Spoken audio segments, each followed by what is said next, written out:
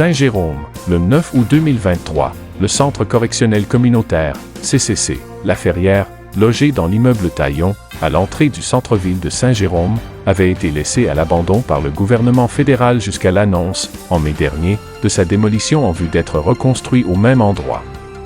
Jugeant cette décision de rebâtir une telle installation en plein cœur de la capitale régionale des Laurentides préjudiciable au développement du territoire.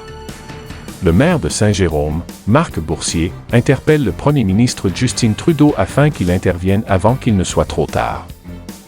Le maire rappelle ainsi que la ville de Saint-Jérôme a déjà proposé au gouvernement fédéral d'échanger le terrain du centre-ville pour un autre situé dans un secteur mieux adapté à la clientèle, et ce, à coût nul. Citant le site de l'immeuble Taillon, qui fait partie du quartier des Arts et du Savoir, comme la porte d'entrée de l'endroit le plus stratégique du centre-ville, le maire Boursier mentionne également au premier ministre que le secteur est fréquenté par quelques 10 000 étudiants inscrits au campus de l'Université du Québec en Outaouais, UQO, ou à celui du Cégep de Saint-Jérôme, et que le quartier est une zone touristique comprenant des lieux culturels d'importance, dont la salle de spectacle du Théâtre Gilles Vigneault et le Musée d'art contemporain des Laurentides, MAC-LAU. Selon le maire Marc Boursier, accepter cette construction serait une erreur urbanistique impardonnable. Le 26 octobre 2022, le maire de Saint-Jérôme, Marc Boursier, et le député de Rivière-du-Nord à la Chambre des communes, M. Réal Fortin, étaient sur la colline parlementaire fédérale pour rencontrer le ministre de la Sécurité publique, l'honorable Marco Mendicino, relativement à la problématique de l'immeuble Taillon.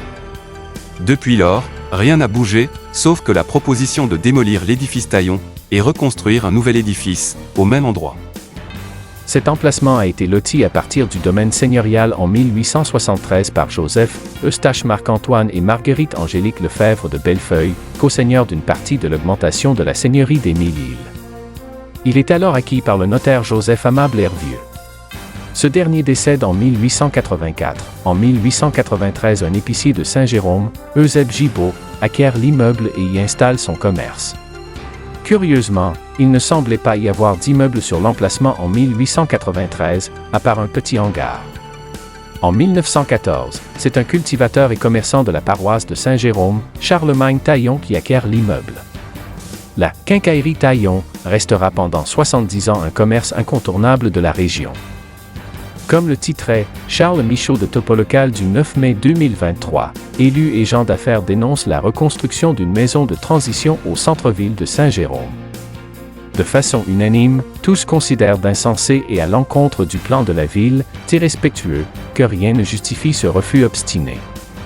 Le gouvernement doit écouter la communauté, de dire John Titel, président de la Chambre de commerce de Saint-Jérôme. Pour soutenir davantage nos élus, il serait de mise que vous fassiez parvenir au cabinet du Premier ministre du Canada, Justin Trudeau, un courriel qui exprime que vous n'êtes pas d'accord avec la démolition de l'édifice Taillon et que vous supportez le projet de la ville, qui fait partie du quartier des Arts et du Savoir, comme la porte d'entrée de l'endroit le plus stratégique du centre-ville, un lieu culturel.